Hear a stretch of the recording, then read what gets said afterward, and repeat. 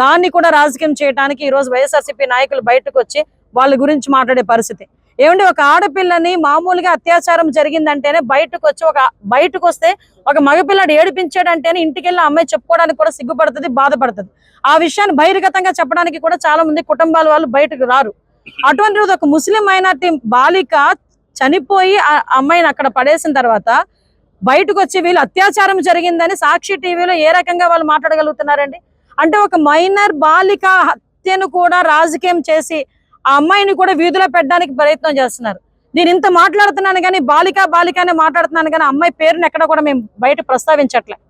అంటే ఎవరైనా సరే అటువంటిది అత్యాచారం జరిగింది అని చెప్పి వాళ్ళే డిక్లేర్ చేసేసి అమ్మాయి పేరును కూడా బయటకు తీసుకొచ్చి ఈ కుటుంబాన్ని ఇంకా మనోవేదనకి గురి చేసే పరిస్థితి కనిపిస్తా ఉంటే ఎందుకు ఊరుకోవాలి? ఈరోజు ఇదిగో నా దగ్గర పోస్ట్ మార్టం రిపోర్ట్ ఉంది. సుమారుగా 5గురు డాక్టర్లు కలిపి సిగ్నేచర్ చేసి ఇచ్చిన పోస్ట్ మార్టం రిపోర్ట్.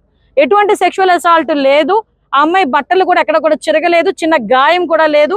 ఆ అమ్మాయిని చంపిన తర్వాతనే నేలలో పడవేయడం జరిగింది అని చెప్పి క్లియర్ గా ఒక పోస్ట్ మార్టం రిపోర్ట్ ఇస్తే దాన్ని కూడా అంటే వీళ్ళేదో పెద్ద డాక్టర్ లాగా, వీళ్ళేదో పెద్ద లాయర్ లాగా, వీళ్ళేదో చంపేశారు, వీళ్ళేదో 4గురు కలిపి అత్యాచారం చేశారు, 4 రోజులు తర్వాత అమ్మాయి బయటకు వచ్చింది. ఎందుకండి అబద్ధాలు ఆడాల్సిన అవసరం? ఒక మైనారిటీకి సంబంధించిన ఒక బాలిక తాలూకా చావును కూడా రాజకీయం చేయడానికి చూస్తున్నారంటే వీళ్ళు ఏ రకంగా ఆలోచించాలో ఒకసారి అర్థం చేసుకోండి. నేను ఒకటే అడుగుతున్నా, నేను వచ్చేటప్పుడు 2-3 ప్రెస్ మీట్లు చూసా. జగన్మోహన్ రెడ్డి వస్తున్నాడు. అరే అయ్యాం రా అయ్యా, నువ్వు వద్దని చెప్పట్లేదు, రాజకీయం చేయమాక. నీ హయాంలో సుమారుగా కొన్ని వందల మందికి అత్యాచారాలు జరిగినాయి. నీ సొంత కాన్షియన్సీ పులివెందుల కాన్షియన్సీలోనే నాగమ్మ ఒక ఆవిడని చంపేస్తే, అతి క్రూరంగా చంపేస్తే మేమందరం వెళ్తే ఆ రోజు మా మీద అట్రాసిటీ కేసులు పెట్టావు. ఈ రోజు వరకు దాని అతిగతి లేదు. నీ సొంత నియోజకవర్గం, నువ్వు వింటున్న ఇంటి దగ్గరలోనే ఒక వెంకటరెడ్డి అనే ఒక అమ్మాయిని సామూహిక అత్యాచారం చేస్తే ఈ రోజు వరకు పట్టుకునే దాఖలాలు కనిపించలేదు. 5 సంవత్సరాలు వచ్చి పరామర్శించి వెళ్తా అంటే నీ ఇష్టం, అది కాదని చెప్పట్లే. మరి ముఖ్యమంత్రి హయాంలో ఉండి ఇన్ని వేల మంది, ఇన్ని వందల మంది ఆడపిల్లలకు హత్యలు జరిగినప్పుడు ఆ రోజు ఎందుకు తాడేపల్లి కొంపలోంచి ఒక్కరోజు కూడా బయట పెట్టలేదు? అడుగు. ఈ రోజు రాజకీయం చేయడానికి నీకు ఒక అవకాశం దొరికిందని చెప్పి రాజకీయం చేయడానికి వస్తున్నావా? ప్రభుత్వం మీద బురద చల్లడానికి వస్తున్నావా?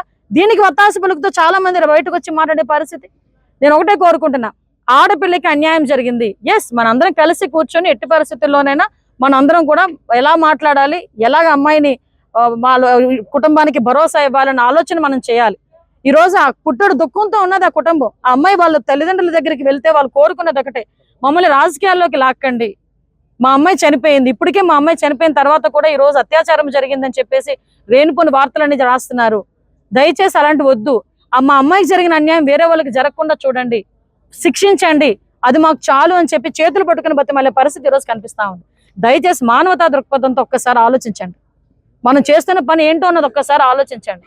ఈ రోజు మేము 3 మంత్రులు వచ్చామండి. ఈ రోజు ఒక ఆడపిల్లకి అన్యాయం జరిగింది, ఆ అమ్మాయి చనిపోయింది, ఆ కుటుంబానికి భరోసా కల్పించాలని మన ఫరూక్ గారు కానీ, లోకల్ మన మినిస్టర్ గారు రామప్రసాద్ రెడ్డి గారు కానీ, నేను కానీ డే ఫస్ట్ నుంచి కూడా మాతో వచ్చిన బాబు గారు కానీ, మన మదనపల్లి ఎమ్మెల్యే గారు కానీ, షాజహాన్ గారు కానీ అందరం కలిసి ఇక్కడికి వచ్చి మేము మాట్లాడుతూ ఉంటే ఇక్కడికి వచ్చి రెచ్చగొట్టే ధోరణిలోని వైఎస్ఆర్సీపీ వాళ్ళు చేసే ప్రతి పరిస్థితిని కూడా ప్రజలు కూడా గమనించాలి. దయచేసి మైనారిటీ పెద్దలు కూడా గమనించండి. ఈ రోజు మేమందరం కూడా మీకు భరోసా కల్పించడానికి, ఆ కుటుంబాన్ని భరోసా కల్పించడానికి, ఫర్దర్ గా ఇలాంటివి జరగకుండా చూసుకోవడానికి మేమందరం కూడా ప్రయత్నం చేస్తున్నాం. మేమందరం కూడా అదే బాటలో ఉన్నాం.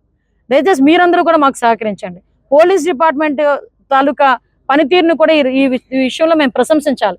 ఎందుకంటే 5 రోజులు మేం కాదండి, వీళ్ళు చెప్తున్నారు, ఆ తల్లిదండ్రులు చెప్తున్నారు.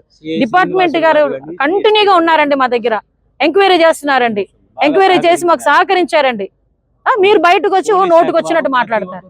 అబద్ధాలాడే అనితమ్మ, దయచేసి ఈ 2 పసిపిల్లల హత్యను తొందరగా ఛేదించండి. ముచ్చుమరిలో వాసంతి అనే చిన్న పాప, ఆ పాపను అత్యాచారం చేసి చంపేస్తే ఈ రోజుకు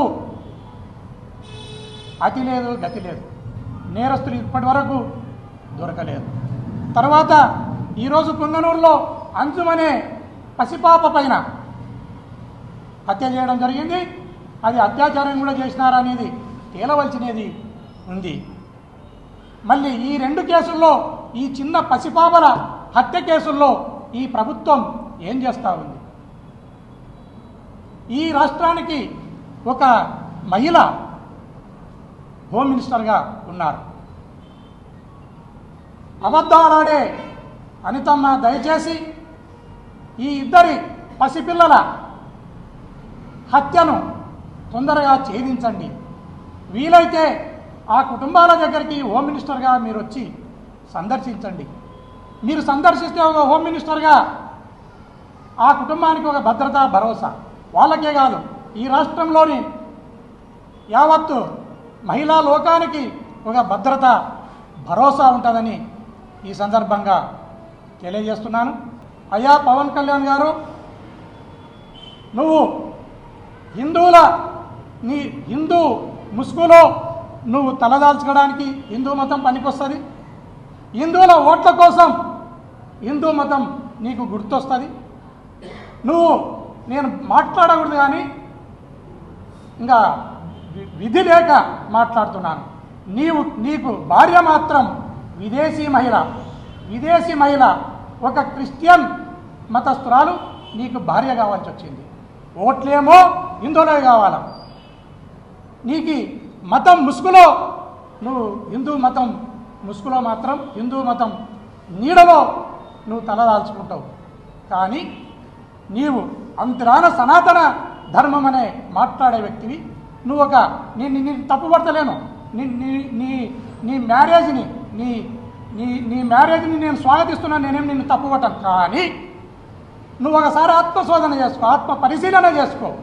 నువ్వు ఎవరిని పెళ్లి చేసుకున్నావు? ఒక విదేశీ మహిళను, ఒక క్రిస్టియన్ మతస్థురాల్ని పెళ్లి చేసుకున్నావు. నేను దాన్ని స్వాగతిస్తున్నా. కానీ నువ్వు దాన్నే నువ్వు వక్రీకరించి చెప్పడానికి, ప్రజలను మభ్యపెట్టడానికి ప్రయత్నం చేస్తున్నావు.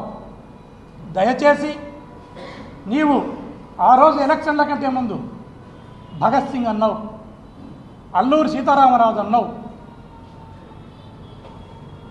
రకరకాల చెగువేర అన్నావు అని వీరుణ్ణు సూర్యుణ్ణని ఈరోజు కనపల్లెల కల్లా కాళ్ళకు మొక్కుతున్నావు.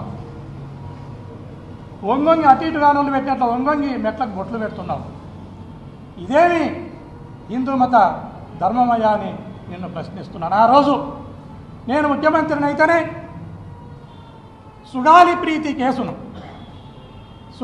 ప్రీతి కేసును మొట్టమొదట ఆ కుటుంబానికి న్యాయం చేసేటట్ల నేను చర్యలు తీసుకుంటానే మాట అని చెప్పినావు. దాన్ని గాలికి వదిలేస్తుంది. ఈ రాష్ట్రంలో 30,000 మంది మహిళలు అదృశ్యమైనారు, నాకు కేంద్రం చెప్పింది అనే మాట అని చెప్పినావు. దాని మీద ఇన్వెస్టిగేషన్ ఏమైంది? ఆ మహిళలల్లా తీసుకుని వచ్చినవా? ఆ 30,000లో ఏ ఒక్కరైనా వచ్చి నువ్వు వారి ఇళ్లలో అప్పచెప్పినావా అయ్యా పవన్ కళ్యాణ్ గారని ఈ సందర్భంగా అడుగుతున్నాను. అదేవిధంగా ఈ రాష్ట్రంలో ముచ్చుమరిలో వాసంతి అనే చిన్న పాప, ఆ పాపను అత్యాచారం చేసి చంపేస్తే ఈ రోజుకు అతి లేదు, గతి లేదు. నేరస్తులు ఇప్పటి వరకు దొరకలేదు. లలిత జ్యువెలరీ కడపకొచ్చేసింది. అక్టోబర్ 5న బ్రహ్మాండమైన ప్రారంభోత్సవం. లలిత జ్యువెలరీ, కోటిరెడ్డి సర్కిల్, కడప. మీ లలిత జ్యువెలరీలో ధరలు చెక్ చేయండి. డబ్బులు చాలా చాలా ఆదా చేస్తారు. డబ్బులు ఎవరికి ఊరికే రావు.